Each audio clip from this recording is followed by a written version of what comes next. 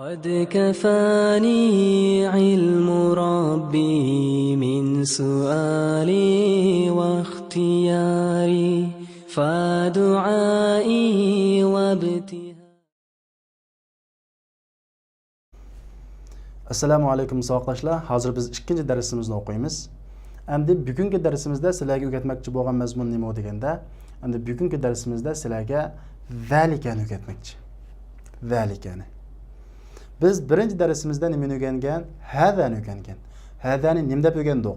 Bu ko'z oldimizdagi narsalarni, ya'ni erlarni ko'rsatish uchun qanday qilinadigan, ishlatiladigan ko'rsatish olmishi deb o'rgandik. Ya'ni hada yaqindagi erlik, birlik shakldagi narsalarni ko'rsatish uchun ishlatiladigan ko'rsatish olmishi, buning ma'nosi bu deb o'rgandik. Endi bugungi darsimizda zalikani ko'ramiz. Zalika degan nima degan gap deganda, zalika yiroqdagi erlik, birlik shakldagi narsalarni ko'rsatish uchun qanday qilamiz? Ishlatamiz. Ya'ni cho'qim ovu degan gap, bu ovu degan gap. Cho'qim bu ko'rsatmoqchi bo'lgan narsa nima bo'lishi kerak? Yiroqda bo'lishi kerak. Ya'ni birga bu erlik bo'lishi kerak, ya'ni er kishi bo'lishi kerak.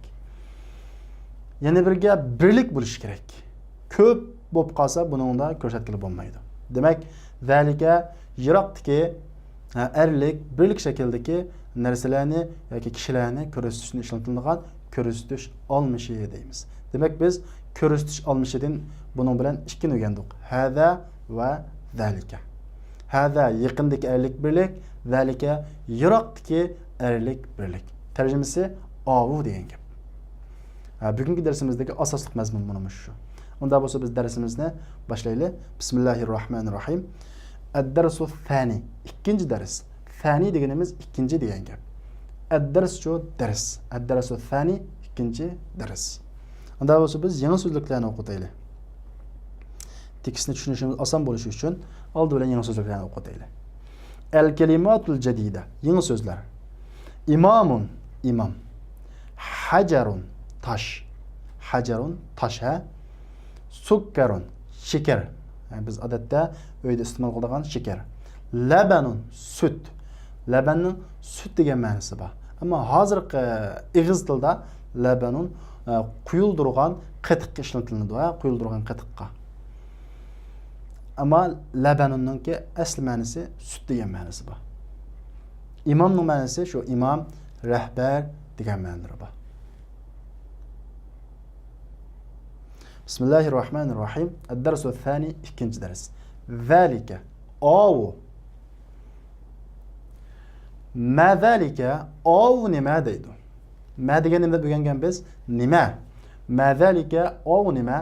Zalika najmun. Ovu yulduz. Qarang, yiroqda bo'lg'achqa yulduz degan nima bu odatda? Yiroqda bo'ladi. Hada masjidun. Bu masjid. Va zalika baytun. Va ovu uy. Qarang, masjid yaqinda ekan. Uychi yiroqda bo'lg'achqa hada masjidun va zalika baytun. Bu masjid, ovu uy. Azalika kalbun deydi. Bu itmi deydi. Itmiga itga o'xshamdikan, o'xshamamdikan? La, hada qittun. Yo'q. Ovu nima? Mushuk. Azalika kalbun. Ovu itmi? La, zalika qittun. Yo'q. Ovu mushuk. Hada hisanun va zalika himarun. Bu at. Va ovu, ya'ni va zalika ovu himarun. Eshak. Ma zalika ovu nima? Zalika sarirun. Ovu karvat. Hada sukkarun. Bu shakar. Va zalika labanun. Va ovu sut. Ma zalika ovu nima? Bu nima ekan? Zalika hajarun. Ovu tosh. Man hada? Bu kim? Va man zalika? Va ovu kim? Bu kim va ovu kimda? Yaqindagi bir odamni, yiroqdagi bir odamni so'rayotdi. Hada mudarrisun. Bu o'qituvchi. Va zalika imamun. Va ovu imom. Yani yiroqdiki kim ekan? Imom ekan. Bu yaqindiki o'qituvchi. Shunga hada mudarrisun va zalik imamun. Xo'sh, bugungi darsimizning teksti tugidi. Tekstni sizlarga yodlashga topshiriq. Tamarin ko'nikmalar. Birinchisi iqro vaktub. O'qib yozing. Bugungi darsimizning ko'nikmasini ayt az. Buni sizlar daftaringizga ko'chirib tarjima qilib ishlaysizlar. Bu sizlarga topshiriq. Buni ikkini ishlab ko'ray.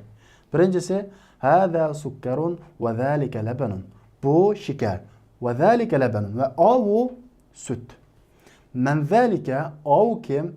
Zalika imamun. Avu imam. Qolganini o'zing anglashib boqing. Xo'sh, sog'lashlar, unda bo'lsa bugungi darsimiz bu yerda oxirlashdi. Kelarki soatlik darsimizda ko'rishaylik. Assalomu alaykum.